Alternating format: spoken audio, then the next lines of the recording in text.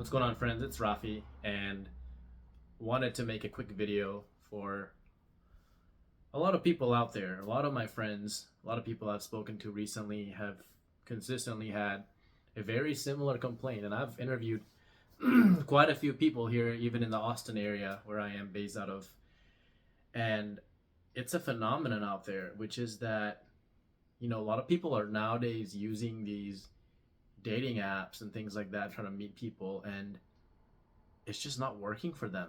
It's just not working at all because think about it. You live in a city where a lot of people use dating apps.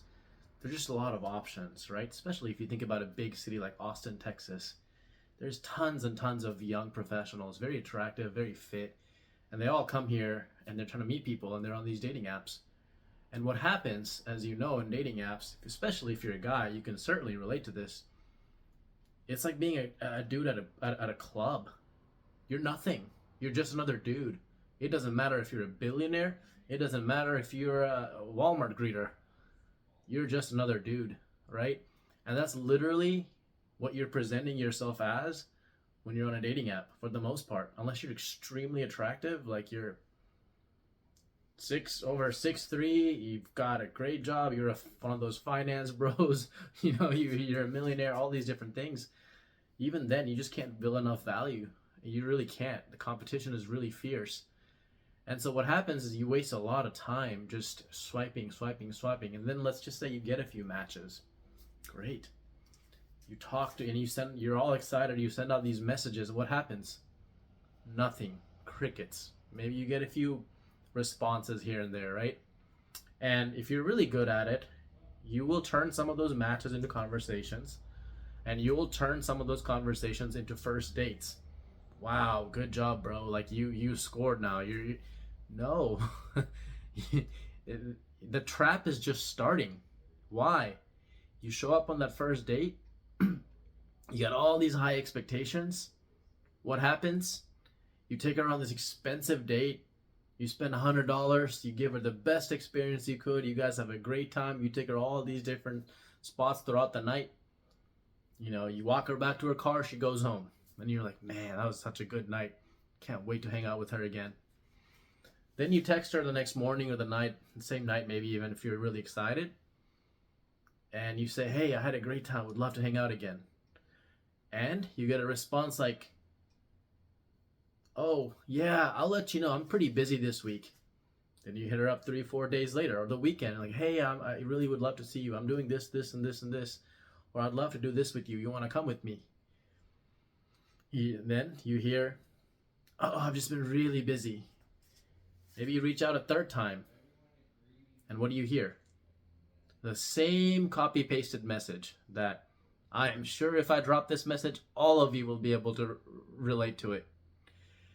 Hey, I've really given it a lot of thought, and after thinking about it really hard, I just wasn't feeling the connection I was looking for. I don't think it's going to be a good fit, but I wish you all the best. Boom. That's it. And that's the best case scenario. Because most of the time, after that first date, you hit her back up, crickets. Nothing. Ghosting. That is 90, according to research, there's quite a few research surveys that have been done. Some 90% of interactions off of dating apps end up in one party or another party just ghosting each other. Like, that is the norm. So, what are the takeaways and how can you navigate this situation? The easy answer is get the hell out of these dating apps. Don't do that. Because you have to understand, on these dating apps, people on these dating apps literally feel entitled. And in a big city, it's basically like, in psychology, it's called the paradox of choice. So when you're presented with a bunch of options, people are not happy with any one option that they pick. And they always think there must be something better if I just keep swiping, if I just keep searching, if I just meet one more guy, surely I'm going to find someone better. And the standards a lot of these women have on these dating apps is here. Nobody can meet those standards. Millionaires cannot beat those standards. I know firsthand. I've got at least 6 or 7 multi-millionaire friends that have the same exact struggle. So if money and success could buy it, they would have had it. They're good looking. Some of them are over 6 feet. They look good. They're muscular. They're in shape. They drive Corvettes and Mercedes and Porsche even. I've had a couple of guys, he drives a Porsche 911. Nothing. So how can you navigate this situation? After a lot of conversation with tons and tons of people recently, lots of men I've spoken to, I've interviewed them, they've really opened up and shared their frustrations. The main thing that I've learned from talking to all these people is that dating apps is a very, very, very, very poor selection if you want to talk about meeting people. Why? Because of some of the disadvantages that I've just given you. It's highly competitive, especially if you live in a big city. People are treating each other like they're just random pennies on the ground, all beaten up. You're indispensable, especially if you're a guy. You are worth nothing on a dating app. You are not worth anything. Your worth on a dating app is zero. Practically zero.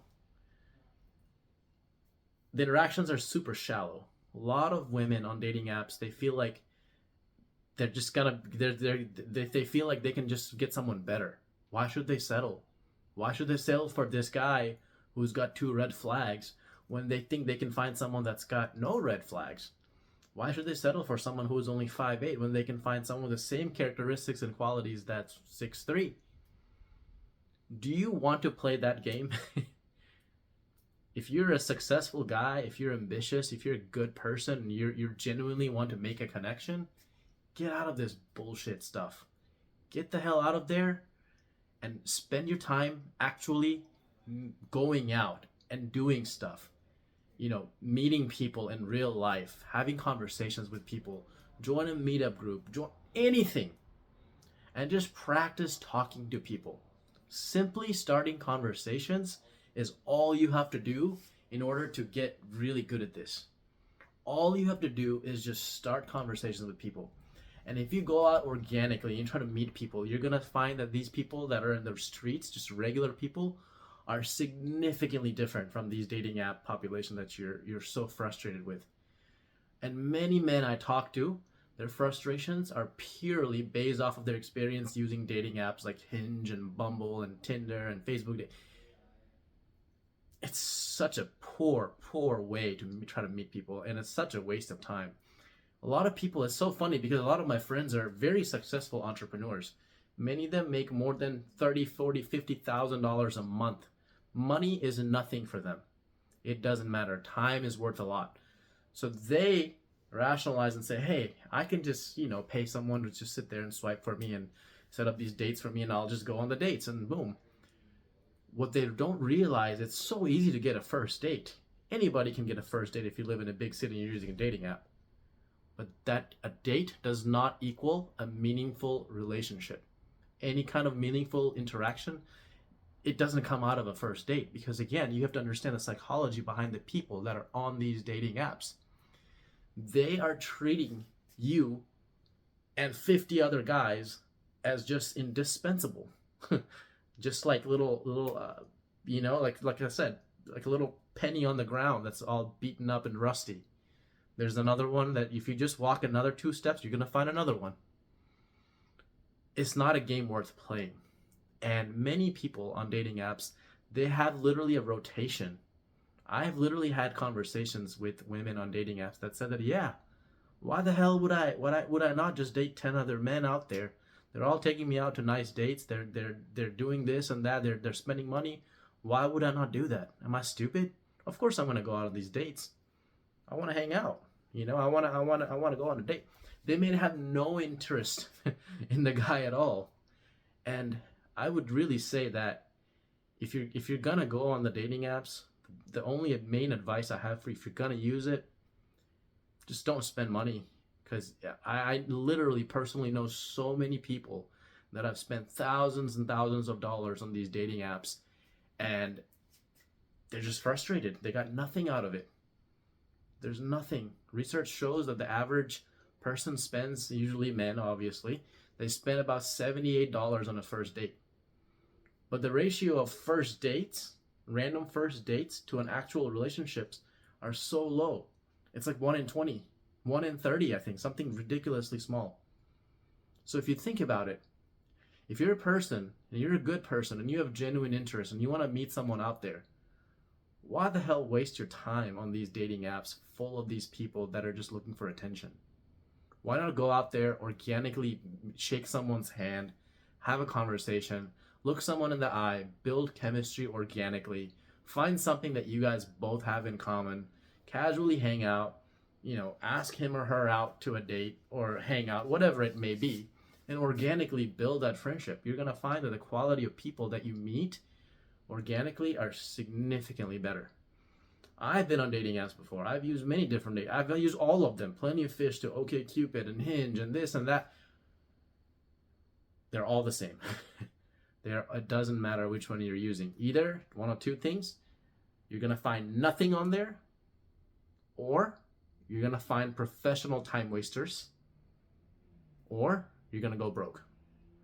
So for everybody out there, not just men, women as well, I would encourage you to get off these dating apps. They're doing nothing but simply activating the reward centers of your brain, so you just keep swiping. On a Friday night, if you think you're going to meet your spouse by sitting in your room and swiping on a dating app, you are not thinking about it correctly.